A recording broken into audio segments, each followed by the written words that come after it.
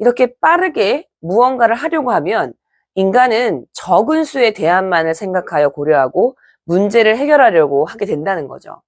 인간은 인지적인 구두쇠거든요. 안녕하세요. 자녀교육 전문 코치 115쌤 지사영입니다. 최근의 영상에서 AI 그리고 인공지능 챗 GPT에 대해서 이야기를 나누었었는데요.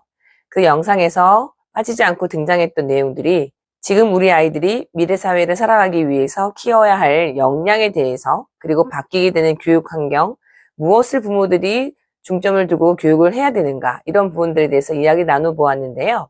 그 속에서 빠지지 않고 등장하는 게 바로 창의성이었죠.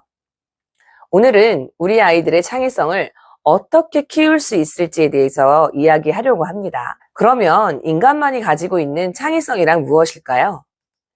바로 엉뚱한 생각에서 출발해서 전혀 예상하지 못했던 것을 이끌어내는 능력이라고 할 수 있죠. 마치 사진 같은 렘브란트의 그림은 AI가 학습하여 렘브란트처럼 그려낼 수 있지만, 피카소의 그림은 도저히 AI가 흉내내지 못하는 이유는 바로 그 그림의 창의성과 독특함 때문이죠. 그렇기 때문에 어떻게 하면 창의적인 사람이 될 수 있는가란 질문이 AI와 공존해야 하는 지금 이 시대의 화두일 거라고 봅니다.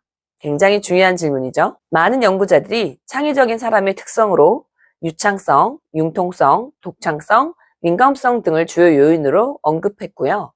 확산적 사고와 같은 능력이 핵심 요소라고 알려져 있지요. 그러나 이런 요인들은 결과에 해당하는 것이지, 이를 직접적인 교육이나 훈련의 대상으로 삼는 것은 그 효과가 떨어질 뿐만 아니라 어렵기만 하죠. 아이가 새로운 놀이를 만들어내거나 독특한 그림을 그리는 것, 이런 창의성은 아이의 미래에 큰 영향을 미치게 되죠. 그러나 이 창의성이 항상 자유롭게 피어나는 것은 아니랍니다. 여기에는 부모의 양육 방식이 큰 영향을 미칠 수 있어요. 부모님의 양육 방식뿐만 아니라 자녀가 접하는 교육 환경 또한 마찬가지겠죠. 제가 대학원에서 상담 및 임상심리를 전공하면서 많은 심리학 연구 이론들을 접했는데요. 그 중에서 저는 유독 인지심리학에 많은 관심이 가더라고요. 그 이유는 똑같은 사람이지만 환경을 어떻게 해주냐에 따라서 그 결과가 굉장히 달라질 수 있기 때문이었거든요. 그래서 인지심리학자들은 다양한 연구를 통해 창의성이 아이들의 자유로운 시간과 강하게 연결되어 있다는 것을 밝혀냈어요. 대부분의 교육기관에서 시험 시간에 제한을 두고 평가를 하고, 수업 시간에도 신속하게 질문에 응답하는 학생이 더 우수한 학생인 것처럼 대접받죠. 그러나 여기서 중요한 문제는 이렇게 빠르게 무언가를 하려고 하면 인간은 적은 수의 대안만을 생각하여 고려하고 문제를 해결하려고 하게 된다는 거죠. 인간은 인지적인 구두쇠거든요. 많은 노력을 기울이고 싶어 하지 않는 근원적 특성을 가지고 있기 때문이죠. 그리고 이러한 과정이 반복되면 일상적이고 반복적인 지식만을 사용하려는 경향이 굳어지고, 결국에는 고정관념에 지배당하는 사고를 할 수밖에 없게 된답니다. 그래서 어찌 보면 우리가 그토록 칭찬하는 효율성은 사실 창의성에서는 가장 큰 적이 되는 것이죠. 따라서 시간 제한이나 과도한 압박은 아이들의 창의적 사고를 방해할 수 있고, 아이들에게 자신의 생각을 자유롭게 표현하고 다양한 방식으로 문제를 바라볼 시간을 주는 것이 바로 창의성 신장을 위해서 너무나 필요하다는 사실이죠.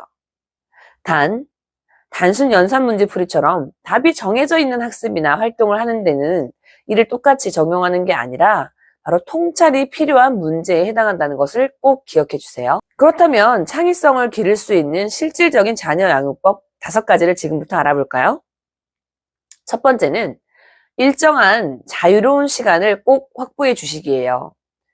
이 시간은 아이가 자신만의 방식으로 생각하고 놀고 창조적인 생각을 할 수 있도록 하는데 필요한 시간이기 때문에 무척이나 중요하답니다.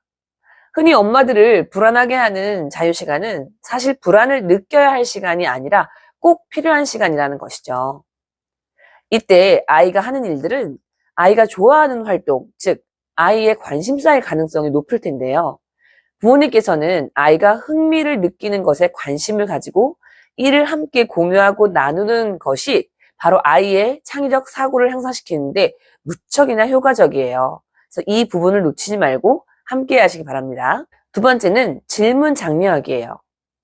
아이들이 궁금한 것을 물어보도록 분위기를 형성해 주시고 아이의 질문에 정성껏 답을 해주는 것 또한 중요하답니다. 왜냐하면 부모가 아이들의 질문을 격려하면 아이들은 더 깊이 이해하려고 노력하고 새로운 관점으로 탐색하게 되기 때문이죠.